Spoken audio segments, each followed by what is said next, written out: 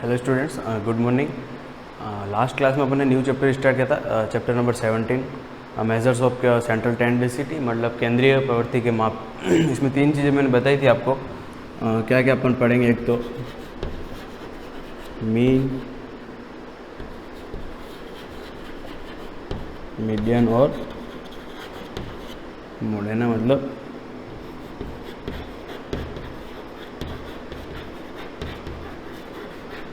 समांतर माध्य,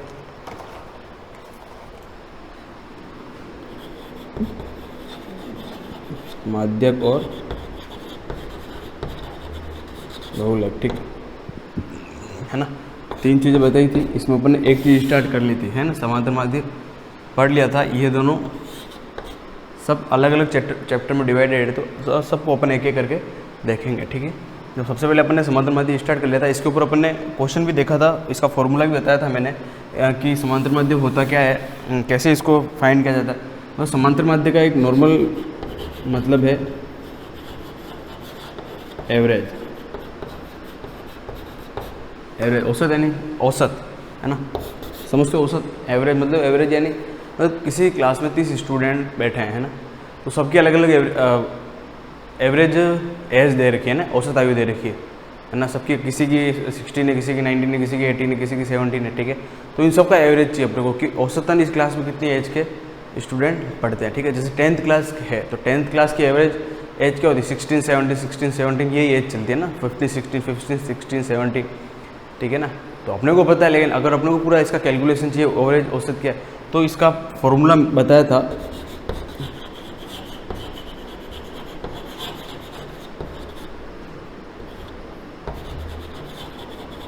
respective mean का क्या था, सम ऑफ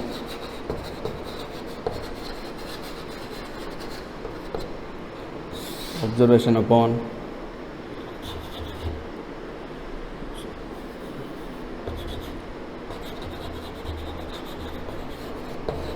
नंबर ऑफ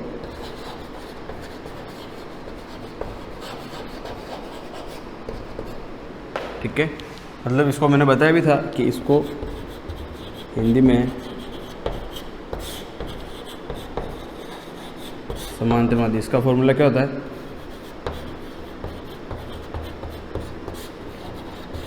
प्रेक्षणों का योग बटा प्रेक्षणों की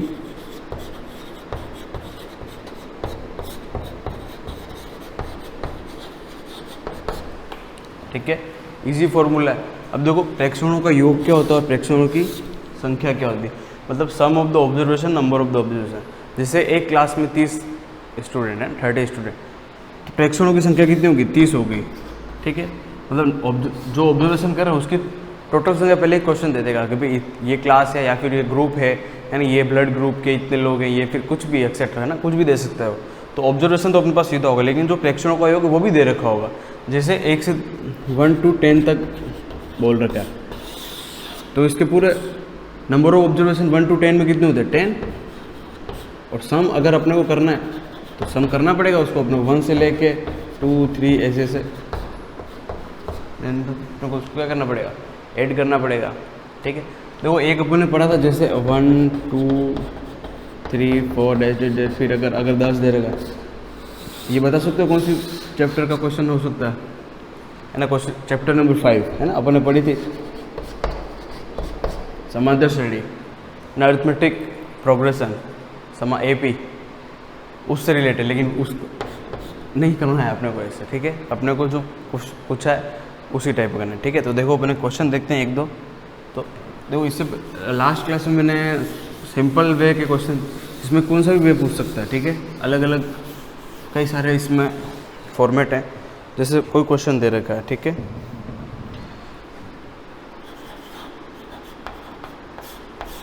क्वेश्चन दे रखा है द अरिथमेटिक मीन ऑफ, मतलब अरिथमेटिक मीन दे रखा है ना,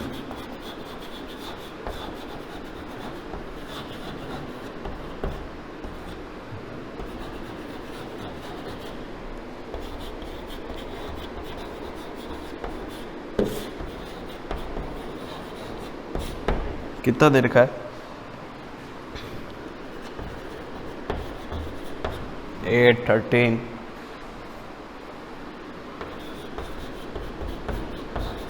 17 and 20। ठीक है, देन क्या दे रखा है, इज 18, मतलब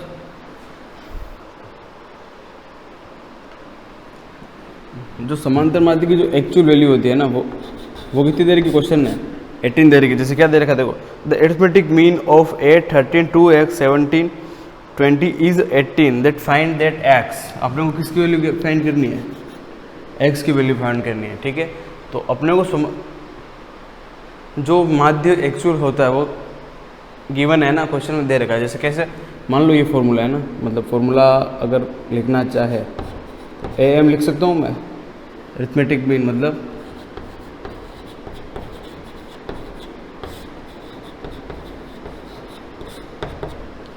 ठीक है,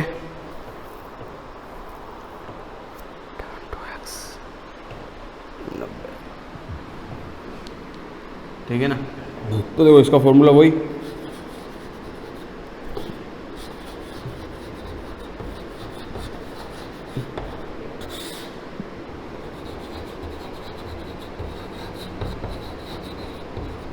ठीक है, सम ऑफ ऑब्जर्वेशन। देखो जो ए में वो दे रखा, कितना दे रखा है, 18 दे रखा है। ठीक है, देखो क्वेश्चन दे रखा है ना, हिंदी मीडियम की बुक कहाँ है, हिंदी मीडियम में,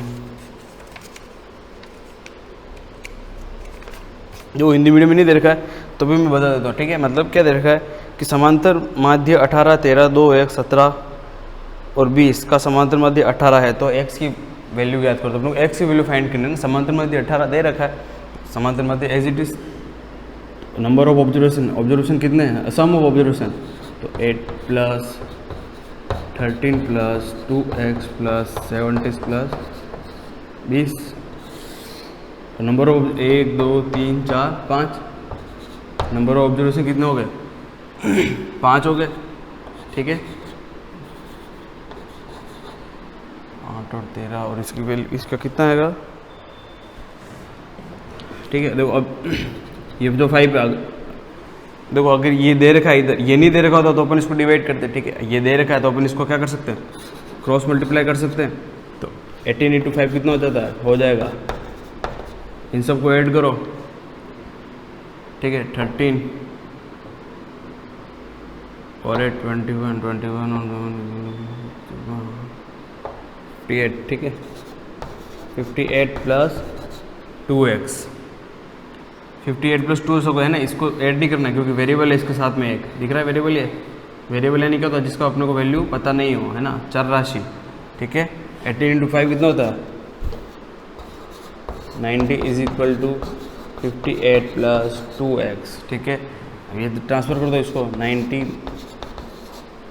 58, 2x कितना आएगा, 2,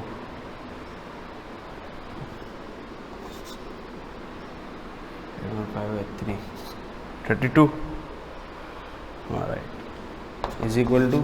2x। ठीक है, तो देखो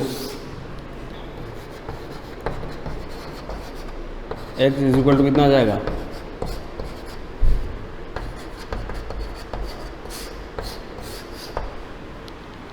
ठीक है, x = 16, मतलब इस x की वैल्यू कितनी आ गई, 16, तो इस जगह कितना आ गया, 32।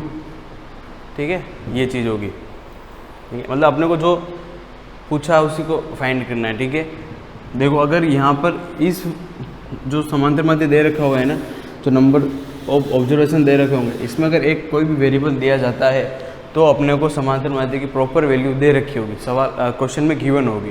ठीक है, तो गिवन हो भाई, अगर यहाँ पे कोई वैल्यू होगी तो ही तो इसका x की वैल्यू तुम निकाल सकोगे। अब बाकी 58 प्लस 2x आ गया, इसका क्या करोगे, ना तो ये ऐड होगा, ना इसमें डिवाइड करोगे, ना मल्टीप्लाई होता है।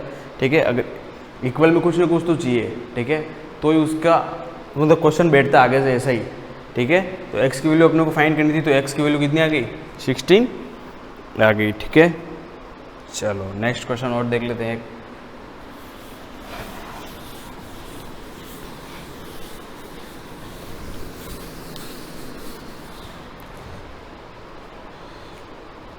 ठीक है, देखो एग्जाम्पल नंबर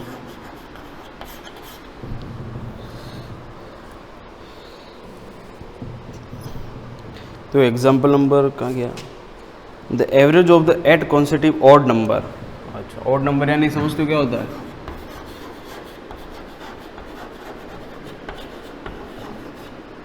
कौन कौन से होते हैं ऑड नंबर?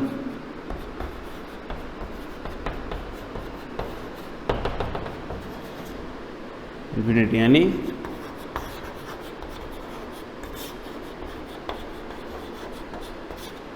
विषम संख्या है ना। ऐसे इवन नंबर भी होते हैं, वो कौन से होते हैं? ठीक है, ये डिफरेंस है ऑड और इवन में। ठीक है, सम और विषम। चलो हाँ, अपने क्वेश्चन क्या कह रहा है, the average of the 8 consecutive odd number is 16, then find number. मतलब 8 क्रमागत विषम संख्याओं का औसत योग 16 है, तो संख्याएं ज्ञात करो। ठीक है, 16। ठीक है, तो देखो क्या है, अब विषम संख्या 8 क्रमागत संख्या, मतलब क्रमागत इट मीन्स उनके बीच का डिफरेंस क्या होता है, सेम होता है। जैसे 2, 4, 8, 6, इनके बीच का डिफरेंस क्या है, 2 है, तो क्रमागत है ना, एक के बाद एक है। ठीक है, जैसे अब अपने को करना है क्वेश्चन,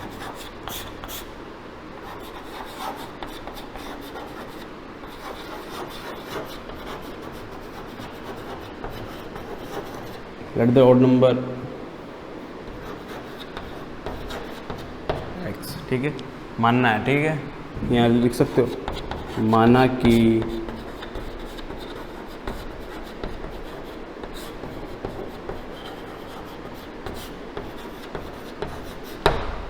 है ना,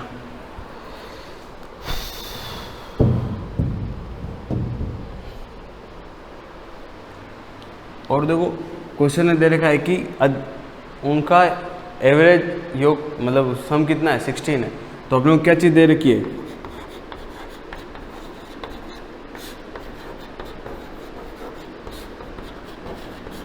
कितना हो गया, 16। अब देखो अगर उनका अपन ने ऑड नंबर क्या मान लिया, x मान लिया, और उनका वो क्या बोल रहा है, एवरेज औसत है ना, एवरेज कितना है, 16 उनका योग सम। ठीक है, तो अपने को नंबर ऑफ ऑब्जर्वेशन,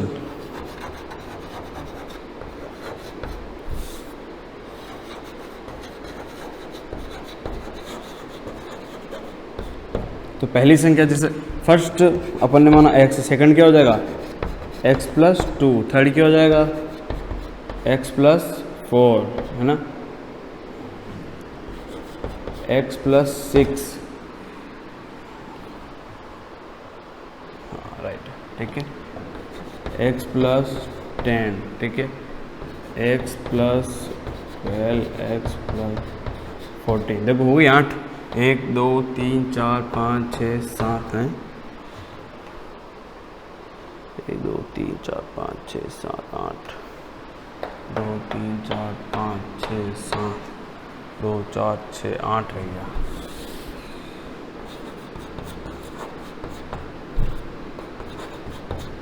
x+,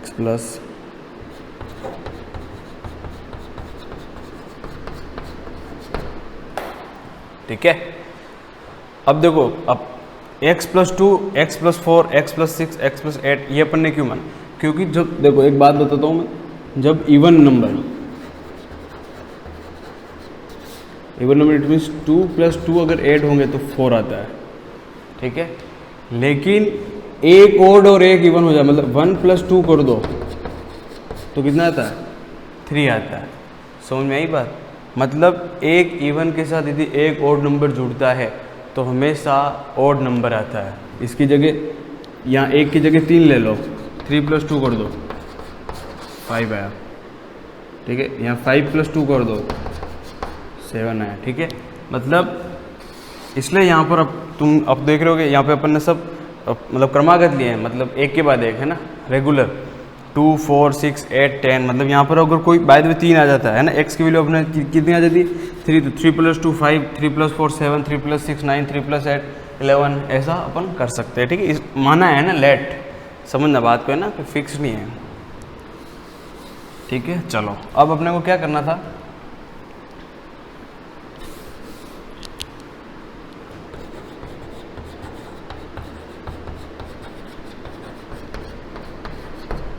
ठीक है। अब अपने को तो ऑब्जर्वेशन अपने पास आ गया, मतलब प्रेक्षण आ गया। प्रेक्षणों की संख्या अपने पास वैसे आ जाएगी 1 2 3 4 5 6 7 8। तो नंबर ऑफ ऑब्जर्वेशन कितने हो गए?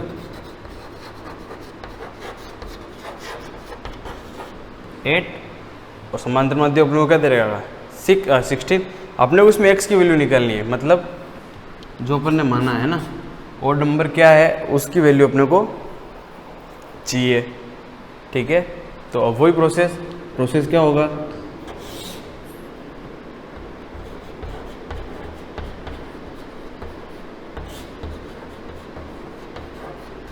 समांतर माध्य बराबर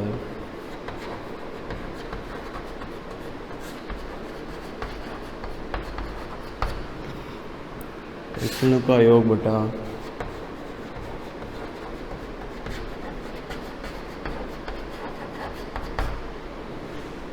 ठीक है।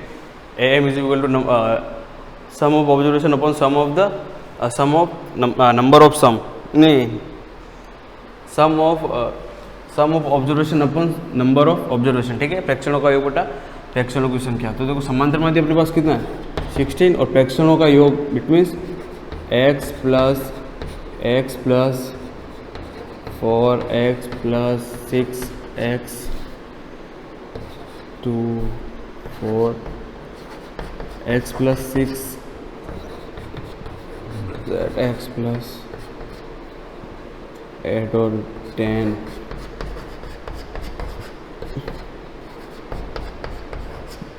14 अपॉन कितना हो जाएगा? 8, ठीक है। यही चल रहा है 8x अपॉन 16।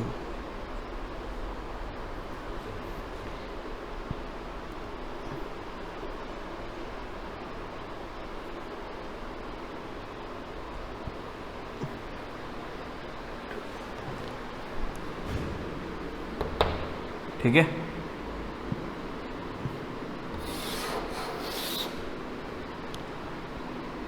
तो इसको मिटा दूं मैं, इधर कंफ्यूज हो जाएगा थोड़ा।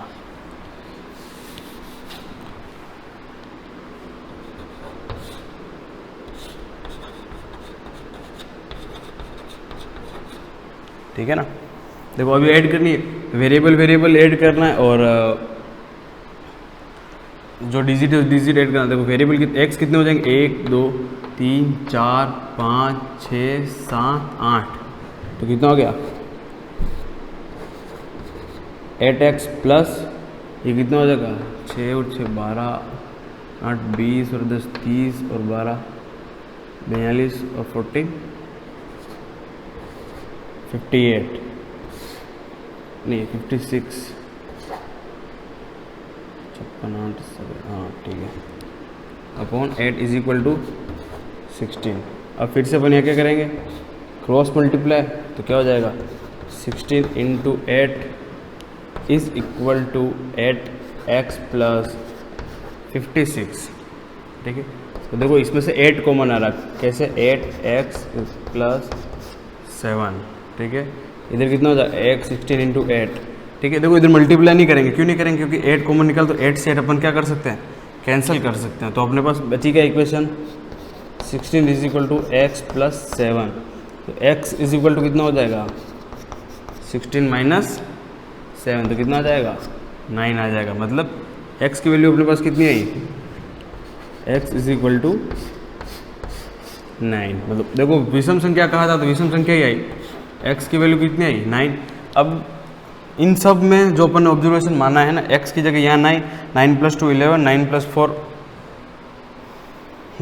13, 9 + 6 15, ऐसे अपन कर सकते हैं ना। सबकी जगह 9 रख देना, x की 9 आ गई, यहाँ 9 + 2 हो जाएगा, या 9 + 4 हो जाएगा। तो उससे पूरा जो ऑब्जर्वेशन ओड नंबर का था वो अपने पास आ जाएगा। अपने को क्या सबसे पहले देखो क्वेश्चन ने पूछा था कि the average eight consecutive odd number is 16, मतलब पहले क्रमागत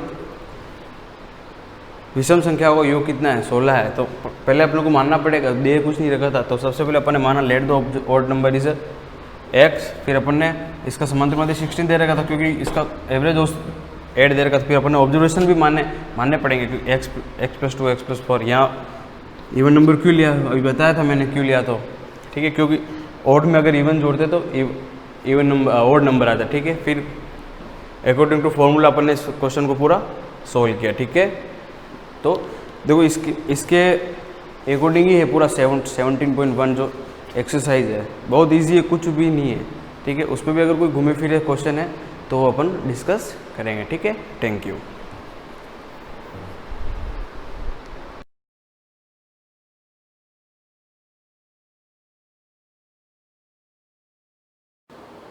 सुप्रभात विद्यार्थियों, जैसा कि हमने प्रथम 2 पद पढ़ लिए थे, सूरदास जी के द्वारा रचित पद हैं, जिनमें से पहले पद में हमने कृष्ण और राधा के प्रथम मिलन की बात के बारे में वर्णन किया था। दूसरे, तीसरे और चौथे पद में गोपियों और उद्धव के मध्य संवाद हैं, उसके बारे में अध्ययन है।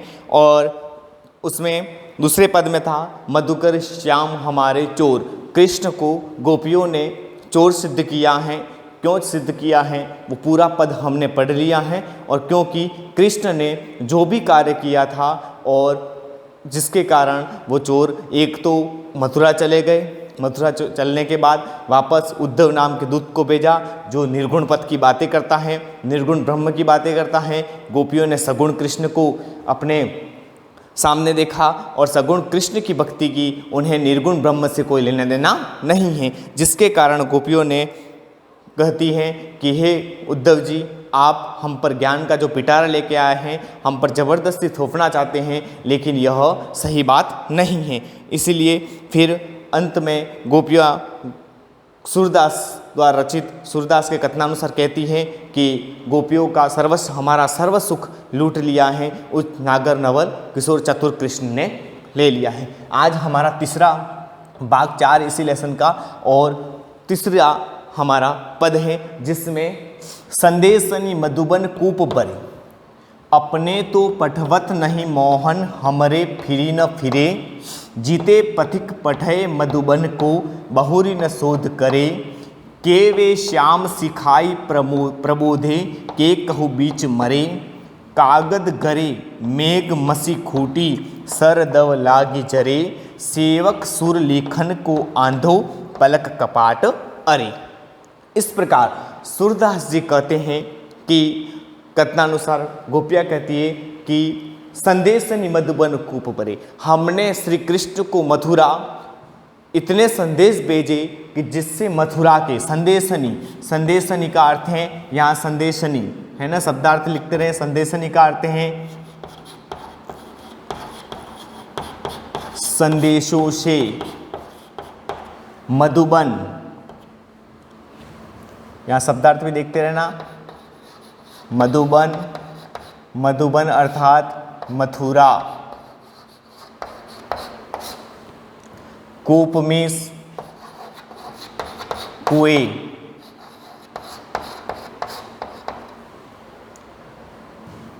पठवत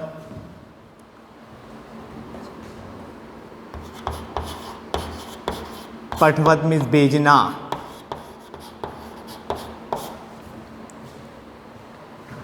हमरे फिरे न फिरे पुनः प्रत्युत्तर न देना, जीते मीन्स जितने, जहाँ जहाँ अंडरलाइन कर रहा हूँ बता रहा हूँ। जीते पथिक मीन्स राहगीर, पथिक का अर्थ है राहगीर। पटहे भेजे, मधुबन मथुरा, बहुरी वापस, शोध मीन्स खोज,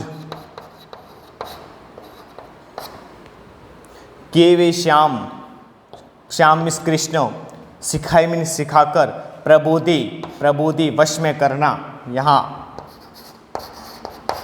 प्रबोधे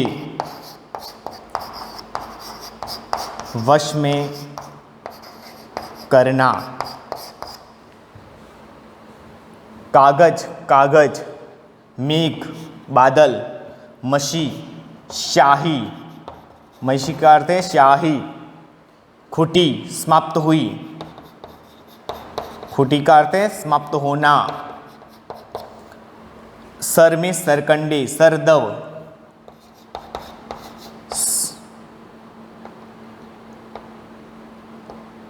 सर का अर्थ है सरकंडे, दव मीन्स दावाग्नि, दावाग्नि जिसे क्या कहते हैं, जंगल की आग।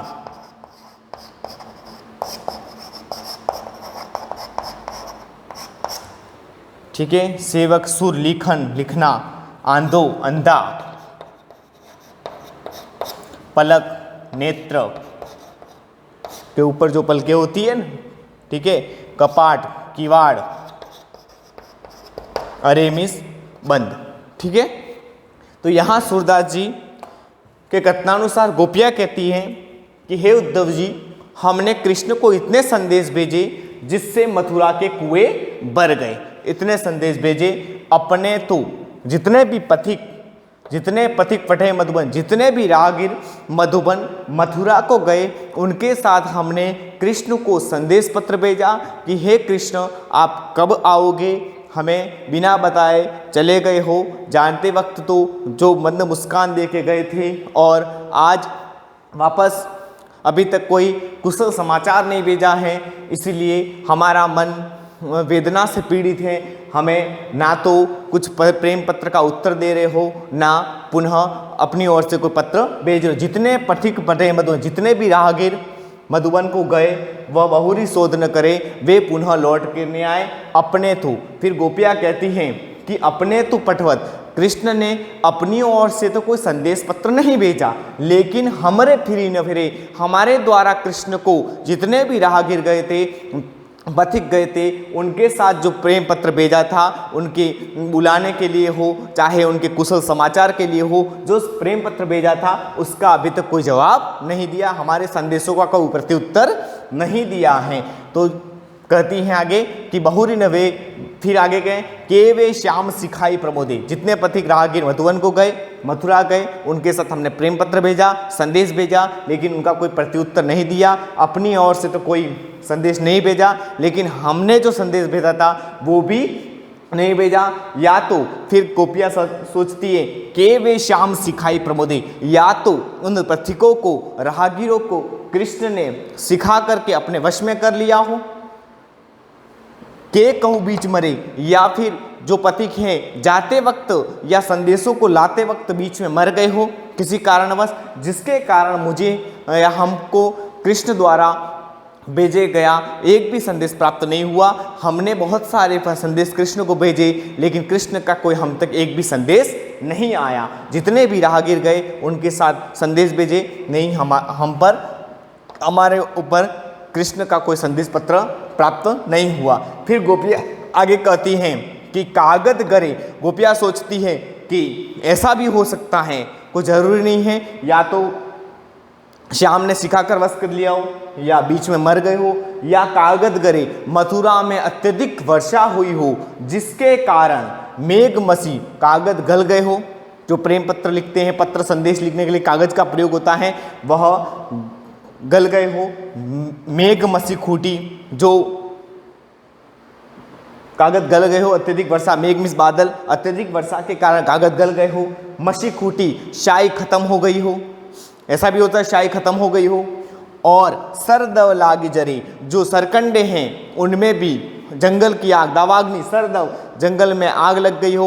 और सारे सरकंडे जो लेखनी रूप में प्रयुक्त, जो पुराने आश्रम समय में हमारे ऋषि मुनियों द्वारा जिन सरकंडों का लेखनी के रूप में अभी हम पेन पेंसिल का उपयोग करते हैं, लेकिन उस समय सरकंडों का, चाहे बांस के हो या विभिन्न प्रकार के सरकंडों का प्रयोग किया जाता था, जिससे कार्य किया जाता था, लेखन संबंधी कार्य किया जाता था। तो यहाँ कागज गल गए हो, अत्यधिक वर्षा के कारण शाई खत्म हो गई हो, और जंगल में आग लगने से सारे जो सरकंडे हैं वह जल गए हो।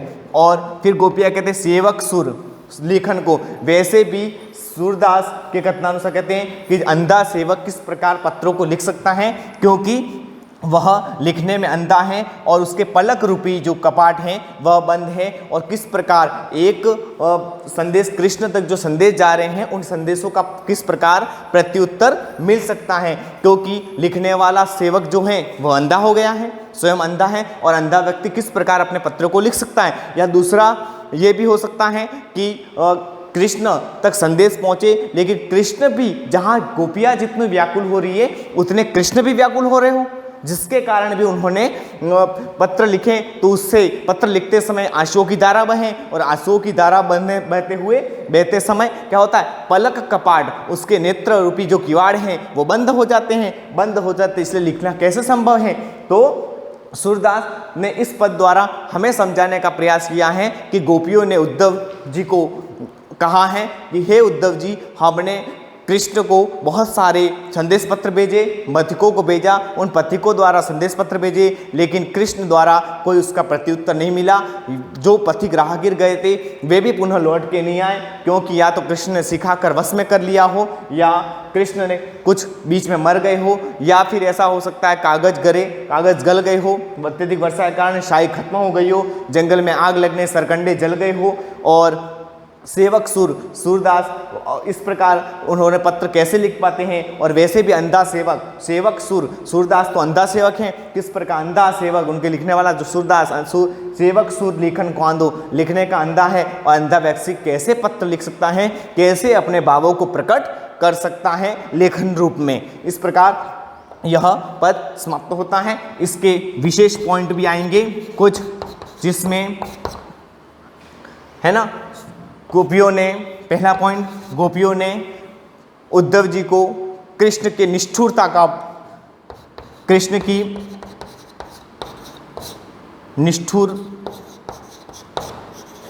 वर्णन किया है। निष्ठुर है कृष्ण, हमारे पत्रों का कोई जवाब नहीं दिया है, हमारे राहगीरों को विवश में कर लिया है, इस प्रकार निष्ठुरता का वर्णन किया है। और फिर यहाँ संदेशनी मधुबून कूप भरे, इससे भी बहुत सारी व्यंजनाएं की गई है कि संदेशों से कुएं भर गए हो, है ना। तो किस प्रकार विभिन्न प्रकार व्यंजना है, कृष्ण को इस प्रकार उल्हाना भी देती हैं गोपियाँ कि कृष्ण हमारे राहगीरों को वश में करते ही हैं। और फिर अंत में गोपियों को कृष्ण पर प्रेम भी है कि वे स्वयं के बारे में सोचती ही हैं, लेकिन कृष्ण के बारे में भी सोचती हैं कि कृष्ण अकेले रहे और हम इतनी सारी गोपियाँ रही, सबके पत्र कृष्ण तक पहुँचे हो, लेकिन कृष्ण किस प्रकार अपनी पीड़ा को व्यक्त कर पाएँ, इसलिए वो प्रेम पत्र और संदेश लिखने में किस प्रकार लिख सकते हैं। इस प्रकार गोपियाँ श्री कृष्ण से कहती हैं कि ये जो पाठ है प्रथम भ्रमर गीत से लिया गया है, और भ्रमर गीत में इन पदों से हमें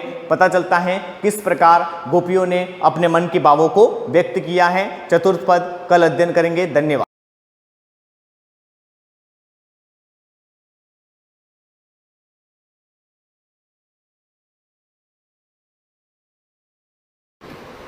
गुड मॉर्निंग स्टूडेंट। पिछली क्लास में हम पाठ 4 को पढ़ रहे थे। नाट्यांश था महाकवि कालिदास द्वारा रचित जम्बरस्व से दंतास्ते गणेशी।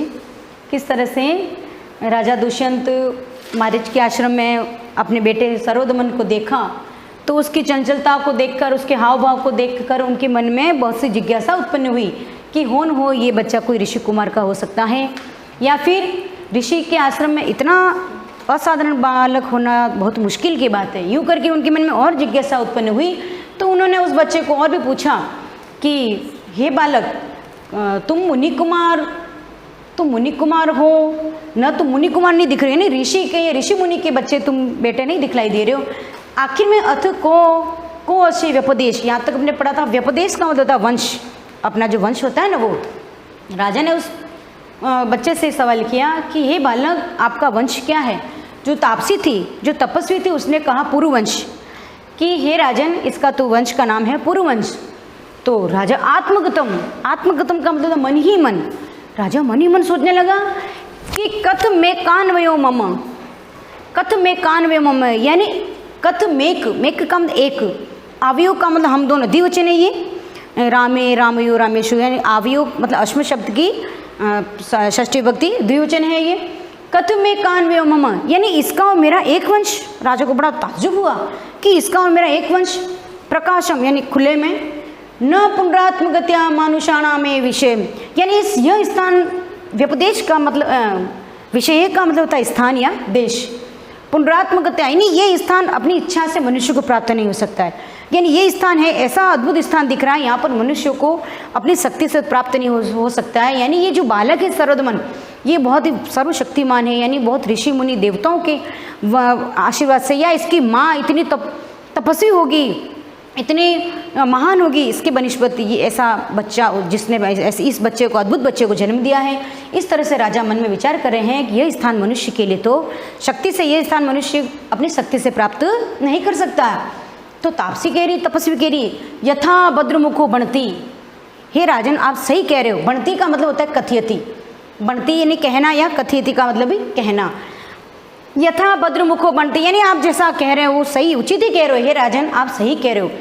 अप्सरा संबंधे नाश जनयत्र देव गुरोस तपोवने प्रसूता। क्या कहा उस तापसी ने, हे राजन आप सही कह रहे हो। अप्सरा संबंधे निश्चय यानी अप्सरा के संबंध से, अप्सरा का मतलब मेनका, जो स्वर्ग में अप्सराएं जो विचरण करती है ना, स्वर्ग में राजा इंद्र के आसपास जो स्वर्ग में घूमती है वो अप्सराएं होती है। तो क्या कहा उस तपस्वी ने कि अप्सरा संबंधे नाश जनयत्र, जनयत्र का मतलब जननी, उसकी माँ, देव गुरोस तपोवने प्रसूता। क्या कहा तापसी ने कि हे राजन अप्सरा के संबंध में, यानी मेनका के संबंध में इसकी माँ ने, इसकी माँ मतलब सर्वदमन की माँ ने देवगुरु, देवगुरु कौन थे, मारिच, देवगुरु मारिच के आश्रम में इस बालक को, प्रसूता का मतलब होता है जन्म दिया। यानी इसकी माँ ने अप्सरा के संबंध से इस बालक को, इस अद्भुत बालक को, असाधारण बालक को जन्म दिया है, ऐसा उस तापसी ने राजा से कहा। फिर राजा अपवारी यानी मुंह हटाकर, अपवारी का मतलब मुंह हटाकर, थोड़ा सा मुंह साइड में करके क्या कहा, हंत, हाय। हंत का मतलब एकदम आश्चर्य, एकदम उसको आश्चर्य हो रहा है। क्या कह रहा है, द्वितीय मिदमाशा जननम, द्वितीय मिदमाशा यानी दूसरी आशा प्रकट हो रही है। पहली आशा क्या थी कि उसने कहा मैं पूर्ववंश का हूँ, तो राजा का भी पूर्ववंश था। दूसरा कि इतना अद्भुत बालक और मुनि का नहीं हो सकता, यानी किसी राजा का ही पुत्र हो सकता, हो न हो ये मेरा भी, क्योंकि राजा ने भी अपनी रानी शकुंतला को त्याग दिया था। तो राजा मन ही मन में थोड़ा उसको संदेह हो ही रहा था। तो राजा क्या कह रहा है कि कहाँ गया ये, द्वितीय मिद आशा जन्म यानी दूसरी आशा प्रकट हो रही है, यानी मुझे कुछ विश्वास होने जा रहा है। प्रकाशम फिर खुले में क्या कहते हैं, अतः सा तत्र भवती किमाख्यस्य राजर्षि पत्नी। फिर राजा ने उस अद्भुत बालक को देखकर क्या कहा कि मेरे दूसरी आशा प्रकट हो रही, और अथ सा का मतलब उस सर्वदमन की माता, सा तत्र भवती किमाख्यस्य राजर्षि पत्नी, ये इस बच्चे की माँ कौन से ऐसे विरले राजा की पत्नी होगी। यानी बच्चा इतना अद्भुत है ना, बहुत ही पराक्रमी है, बलशाली है, सर्वशक्तिमान है, तो इसकी कौन से राजा की इसकी माँ पत्नी होगी। इस तरह से राजा ने उस तापसी से बात की। आखिर में इसकी पत्नी, जो जिसकी पत्नी है वो राजा आखिर में कौन होगा, किस राजा की ये पत्नी होगी, ऐसा राजा ने उस तापसी को कहा। फिर तापसी ने क्या कहा, तापसी का मतलब तपस्वी, यानी जो सेविका थी वो। फिर क्या कह रही तापसी, कस्तस्य धर्म दार, दार का मतलब होता है पत्नी, ये पत्नी का समानार्थी है दारा। दारा हिंदी में बोलते हैं पत्नी और संस्कृत में बोलते हैं दारा, दार का मतलब पत्नी। क्या कहा तापसी ने, कस्तस्य धर्म दार परित्यागिनो नाम संकीर्तुम चिंतिष्यति। क्या कहा, मतलब जिस व्यक्ति ने, जिस इंसान ने, चाहे राजा हो, राजा को पता नहीं था कौन है इसकी पत्नी, कौन है किसकी माँ है, ये राजा को कुछ भी पता नहीं था। तो तापसी ने ये कहा कि जिस व्यक्ति ने, जिस राजा ने इस अपनी पत्नी का परित्याग किया है, तो जिस राजा ने अपनी पत्नी का परित्याग किया है, तो वह उस राजा का या उस व्यक्ति का इस तपोभूमि में नाम कोई ले नहीं सकता, क्योंकि ऐसे जो अपनी पत्नी का परित्याग कर देता है उस इंसान का, चाहे वो राजा हो चाहे कुछ भी कोई भी हो, तो उसका नाम वहाँ पर दोहराया नहीं जाता, यानी उसका नाम लिया भी नहीं जाता। नाम संकीर्तुम चिंतिष्यति, यानी इस तपोभूमि, तपोभूमि का मतलब मारीच का आश्रम, उसमें उस परित्याग किए हुए राजा का कोई नाम यहाँ नहीं ले सकता, ऐसा उस तपस्वी ने कहा। तो राजा स्वगतम, स्वगतम का मतलब मन ही मन, राजा मन ही मन सोच रहा हो मैंने भी मेरी पत्नी का परित्याग किया है। तो राजा कह रहा मन ही मन, इयम खलु कथा मामेव लक्ष्य करोती, ये जो कथा है, ये सारी जो कथा हमने पढ़ी, ये मामेव यानी मेरे और लक्ष्य करोती, यानी मेरी ओर इशारा कर रही है, यानी मेरे और संकेत कर रही है, ऐसा राजा ने मन में भाप लिया था। स्वगतम का मतलब मन ही मन, राजा ने कह दिया कि यह कथा तो मेरी ओर इशारा कर रही है। यदि तावदस्य शिशुर मातर नामत पृच्छामि, तो मैं क्या करूँ, इसकी शिशुर मातर यानी इस शिशु की, शिशु का मतलब सर्वदमन, इस शिशु की सर्वदमन की माता का नाम ही पूछ लेता हूँ, तभी पता चल जाएगा इसकी माता कौन थी, किसका पुत्र है, सब मुझे भी पता चल जाएगा। यूँ करके राजा ने सोचा इसकी माता का नाम ही पूछ लेता हूँ। फिर वापस क्या सोच रहा, वो राजा था ना, राजा क्या सोच रहा है, अथवा अनार्य परदार व्यवहार, यानी दूसरी पराई स्त्री के बारे में अगर अपन ज़्यादा उससे बातचीत करें या उसके बारे में अपन सवाल जवाब करें तो एक व्यक्ति को, एक अच्छी व्यक्ति को शोभा नहीं देता है। दूसरी पराई स्त्री के बारे में अगर जानकारी लें, कौन किस, तुम्हारी माँ कौन थी, किसके पुत्र हों, किसके बेटे थे, ऐसा बहुत सारे लोगों की आदत होती है औरतों के बारे में परिचय लेना करना। लेकिन वो तो राजा था, राजा तो श्रेष्ठ होता है, पूरी प्रजा का पालन करने वाला होता है। तो राजा ने सोचा अथवा अनारी परदार, अनारी का उचित नहीं है, यानी शोभा नहीं देता, पराई स्त्री के बारे में मेरे को ज़्यादा पूछना, इसके बारे में वार्तालाप करना, ये मेरी शोभा नहीं देता, ऐसा उस राजा ने सोचा। प्रविश्य मृण मयूर हस्ता, उसी समय क्या होता है, वो जो तपस्वी थी वह सोने का मयूर लेकर के, सोना मतलब प्रविश्य मृण मयूर हस्ता यानी मिट्टी, मृण मयूर का मतलब मिट्टी। उसी समय क्या होता है, एक तपस्वी आती है जो मिट्टी का जो मोर बना था, महर्षि मार्कंडेय द्वारा जो मोर बना था, चित्र द्वारा बना हुआ मोर लेकर के वो तपस्वी अंदर आती है। ये अपन यहाँ तक अपन ने पढ़ा है, इसका आप यहाँ तक इसका संस्कृत भावार्थ करेंगे, प्रसंग देंगे, इसके अंदर संस्कृत में प्रसंग देना है और संस्कृत में इसकी व्याख्या करना और इसके शब्दार्थ पे आप ध्यान देंगे। आगे का अपन और आगे की क्लास में पढ़ेंगे। धन्यवाद।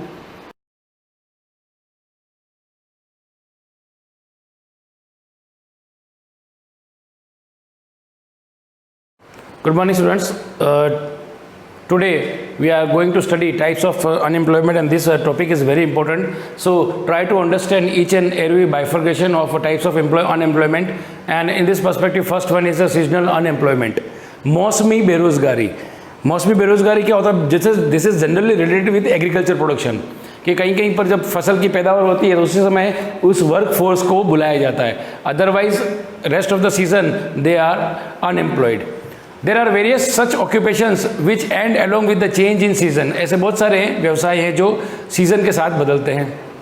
सच occupations provide unemployment only during a fix period और सीजन, तो एक सीमित समय के लिए या एक सीजन के लिए वो एम्प्लॉयमेंट देते हैं। Agriculture and agriculture based industries, कृषि क्षेत्र और कृषि पर आधारित जो उद्योग है, are best examples of such occupations है, ये उनका सर्वश्रेष्ठ उदाहरण है।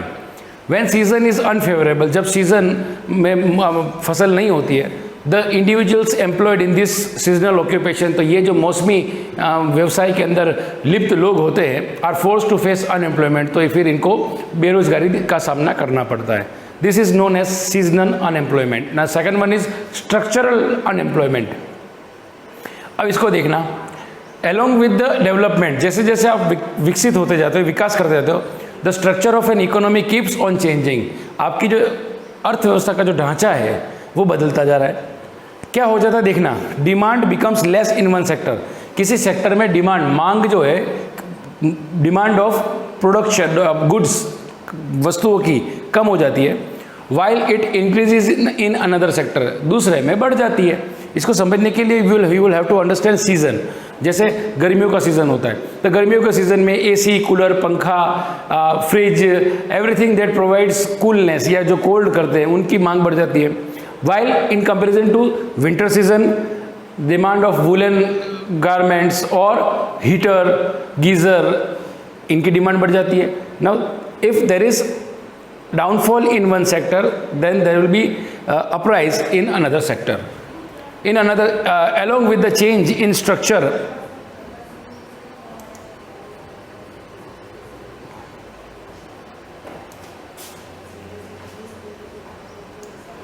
of the economy, the form of demand also changes. The type of employment which emerges due to this type of structural changes is known as structural unemployment. Now, next is technical unemployment. The type of unemployment which emerges due to reforms in techniques, समय के साथ साथ तकनीक बदलती रहती है। अब तकनीक लेटेस्ट हो जाती है तो ऐसे में श्रम की ज़्यादा ज़रूरत नहीं पड़ती, मशीन्स ज़्यादा आ जाती हैं। Production and modern use of modern machines is known as technical unemployment. Now next is frictional unemployment. This is also known as fractional unemployment. The type of unemployment which takes place between two periods of employment is known as frictional unemployment. कि आप काम कर रहे हो, अचानक काम बंद हो जाता है, काम बंद हो जाता है, फिर वापस काम मिलता है. देखिए अभी इसमें एक और नया जुड़ेगा, एंड दैट इज लॉकडाउन की वजह से बहुत सारे लोगों का काम धंधा बंद हो गया. This takes place due to transitioning from one job to another. या तो कभी एक काम से दूसरे काम की तरफ चले गए आप, तो आपको घर पे बैठना पड़ा. देन स्ट्राइक की वजह से काम बंद हो गया. लॉकआउट, मिल में रॉ मटेरियल नहीं है या पावर सप्लाई नहीं है, ये उसकी वजह से लॉकआउट हो गया. This is a temporary type of unemployment. ये अस्थायी है. जैसे लॉकडाउन हुआ, it was for 2 or 3 months, तो तब तक काम नहीं था. But then after when it's unlocking तो काम हो गया. Now next is cyclical unemployment. Regular ups and downs, ऊपर नीचे हो जाना. Condition of boom and boost. Boom का होता है कि बम्पर पैदावार होना, और बूस्ट का मतलब होता है कम पैदावार होना. Occurring in an economy is known as trade cycle. तो ये व्यापार का चक्र है. When condition of burst arises in trade cycle, the level of overall demand becomes very less. जब कमी हो जाती है तो मांग भी कम हो जाती है. Production and employment are also declines due to this. तो इसकी वजह से उत्पादन बंद होगा, उत्पादन कम होगा तो रोजगार भी कम होगा. Due to decline in overall demand और trade cycles, the problem of cyclical unemployment takes place. तो ये साइक्लिकल अनएम्प्लॉयमेंट तब प्लेस होता है जब प्रोडक्शन में अप एंड डाउन आता है. Now next one is hidden or disguised unemployment. This one is the most important one. इसको बोलते हैं छुपी हुई बेरोजगारी. इसको समझाने से पहले मैं आपको समझा देता हूँ. जैसे कि एक फार्मर है, suppose there is a field. अब उसके अंदर जो वर्क कैपेसिटी है इज ऑफ ओनली 1 person, केवल एक किसान का काम है. बट उसके साथ में उसकी पत्नी, उसके बच्चे या बेटे बेटी, 4-5 जन अंदर लगे हुए हैं. All of them are working in the field, but productivity एक की ही गिनी जाती है. तो जो एक की गिनी जाती है वो तो एम्प्लॉयड है, and rest of the person who are his helping hands, जो उसको काम कर रहे हैं, but their productivity is 0, they are known as disguise unemployed.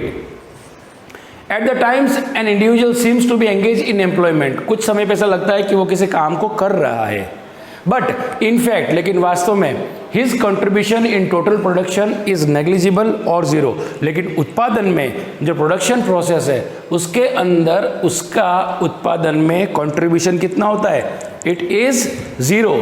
अब आप उन लोगों को उसमें से निकाल भी दो, then there will be no effect on production, total production. Even if the additional or extra workforce employed in this type of job is removed, जो एक्स्ट्रा काम करने वाले हैं आप उनको हटा दो, just remove those person from the job, then also there is no change in the total quantity of production. उत्पादन में कोई फर्क नहीं पड़ेगा. This is known as hidden unemployment. इसे छुपी हुई बेरोजगारी कहते हैं. This type of unemployment is mostly found in agricultural activities. ये अधिकांश कहाँ मिलता है? Agricultural activities में ही पाया जाता है. Taking place in rural regions of undeveloped countries. अर्धविकसित या अविकसित राष्ट्रों के अंदर ज़्यादा पाया जाता है. Due to India being an agrarian dominant economy, चूँकि ये कृषि प्रधान अर्थव्यवस्था है, structural and disguise unemployment is largely found here. क्योंकि यहाँ पर एक कृषि प्रधान अर्थव्यवस्था होने की वजह से ये बेरोजगारी बहुत बड़ी मात्रा में पाई जाती है. इन डेवलप्ड कंट्रीज, और अगर हम बात करते हैं विकसित राष्ट्रों की, विकसित राष्ट्र में they are those countries which are developed, cyclical and frictional unemployment is largely found. तो यहाँ पर ये जो अनएम्प्लॉयमेंट है वो पाई जाती है. Okay, in our next topic we are going to study causes of unemployment. Okay, till then try to read and learn all the different types of unemployment. Good bye.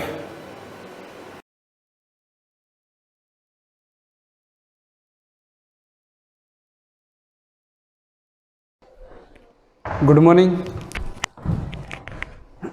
आज हम अध्याय 9 स्टार्ट करेंगे. भाग 1. अध्याय 9 भारतीय कृषि. भारत में कृषि सर्वाधिक महत्वपूर्ण है. मतलब कह सकते हैं भारत की आधी जनसंख्या कृषि पर निर्भर है। ये अंडरलाइन कर देंगे। यहाँ पर कुल जनसंख्या का अंडरलाइन करें 48.9%, यानी 2011 की जनसंख्या के अनुसार, जनगणना के अनुसार 48.9% प्रत्यक्ष रूप से कृषि पर निर्भर है, आश्रित है, मतलब निर्भर है। तथा देश के सकल घरेलू उत्पादन का 13.7 यानी कि 2012-13 का निकाला हुआ प्रतिशत भाग कृषि से प्राप्त होता है। जितना सकल घरेलू उत्पादन होता है उसमें से 13.7% कृषि से प्राप्त हो। अपने पहले वाले अध्याय में पढ़ चुके हैं, कृषि का महत्व धीरे धीरे कम होता जा रहा है। सकल घरेलू उत्पादन में कृषि का कम होता जा रहा है। ये प्राथमिक है। तृतीय क्षेत्र जो सेवा और कर से प्राप्त होता है, वह उसका सकल घरेलू उत्पादन में भाग बढ़ता जा रहा है। भारत में कृषि का मुख्यतः जीवन निर्वहन के लिए कृषि किया जाता है, जिसमें कृषक अपनी परंपरागत तकनीक के द्वारा कृषि भूमि पर उदर पूर्ति हेतु खाद्यान्न फसलों को उगाता है, जिसमें अतिरिक्त भाग बेचकर अन्य आवश्यक उपभोग की वस्तुएं प्राप्त करता है। बड़ी जोतों पर अच्छे उपजाऊ मैदानी भागों में व्यावसायिक स्तर पर कृषि की जाती है। भारतीय कृषि पर काल तथा परिस्थिति के प्रभाव के कारण इसके स्वरूप तथा आयामों में परिवर्तन होता रहा है। इसी कारण आज भारतीय कृषि विदित स्वरूप है। इस विदित स्वरूपों को निम्न आधारों पर वर्गीकृत किया गया है। जैसे विदित स्वरूप में भारतीय कृषि ऋतु के आधार पर 3 प्रकार की फसलें ली जाती है, खरीफ, रबी और जायद। ये गर्मी से वर्षा ऋतु में ली जाती है, ये सर्दी में ली जाती है, और ये जायद फसलें गर्मी ऋतु में ली जाती है। देखो धीरे धीरे कृषि का महत्व कम होता जा रहा है। लोग अधिकतर व्यवसाय की तरफ या नौकरी पर इधर ध्यान ज़्यादा देते हैं, क्योंकि इसमें केवल अपनी आजीविका खा सकता है, रोटी उतना ही उपजाऊ होता है। तकनीक की कमी होने के कारण अपने इधर का क्षेत्र है, यहाँ पर कृषि केवल इसलिए की जाती है कि उसका खाना पीना हो सके, केवल उसके खाने के लिए हो सकता है। अतिरिक्त थोड़ा बहुत बच जाता है, उसको बेचकर वो काम चलाता है। परंतु बड़े क्षेत्र जैसे अपन मान लें कि यूपी का क्षेत्र है, यूपी, बिहार, पंजाब, मध्य प्रदेश, ये जो क्षेत्र हैं यहाँ पर कृषि वृहद रूप से की जाती है। अगर भारत में पूछे सर्वाधिक कृषि उत्तर प्रदेश में की जाए, क्यों? मैदानी भाग है। अपने इधर जो भाग है, जो पहाड़ी भाग है, रेतीला भाग है, इसलिए कृषि इतनी उन्नत नहीं हुई है। उन क्षेत्रों में जहाँ मैदानी भाग है, उन क्षेत्रों में कृषि का उन्नत भाग है, जो व्यवसायिक कृषि की जाती है। अब ऋतुओं के आधार पर कृषि को 3 भागों में बांटा गया है, खरीफ, रबी और जायद। ये याद करना है, प्रश्न आ जाता है ऋतुओं के आधार पर कृषि कितने प्रकार को कृषि को कितने भागों में बांटा गया है, तो 3 भागों में, खरीफ, रबी और जायद फसलें। खरीफ फसल ऐसी फसलें जो जून जुलाई में बोई जाती है, अंडरलाइन करेंगे इस पर, ऐसी फसलें जो जून जुलाई में बोई जाती है तथा अक्टूबर नवंबर में काटी जाती है। जून जुलाई का मतलब होता है वर्षा ऋतु का जो काल होता है, अपने वर्षा ऋतु में जो फसल बोई दी जाती है, और अक्टूबर नवंबर के जो अभी वर्तमान समय चल रहा है, अक्टूबर और नवंबर में काट ली जाती है। इसमें फसल आ जाती है, अंडरलाइन करेंगे, चावल, मक्का, बाजरा, मूंगफली, मूंग, उड़द, गन्ना, सोयाबीन इत्यादि प्रमुख है। अब देखोगे यहाँ पे चावल अपने राजस्थान में उपजाऊ, इतनी जमीन उपजाऊ भी नहीं है तो चावल का उत्पादन हो, तो अपने इधर जो क्षेत्र है यहाँ पर सर्वाधिक मक्का का उत्पादन या बाजरा का उत्पादन किया जाता है। कहीं कहीं मूंग, मूंगफली और उड़द, जो अच्छा पानी की सुविधा हो वहाँ पर इसको उगाया जाता है। बाकी चावल, मक्का ये जो है, ये उन उत्तर भारत के जो पश्चिमी भारत है, पूर्वी भारत, जहाँ यूपी और बिहार का जो इधर क्षेत्र है, यहाँ पर वर्षा भी अधिक होती है और पानी की कमी नहीं होने के कारण वहाँ पर चावल और गन्ने की कृषि सर्वाधिक की जाती है।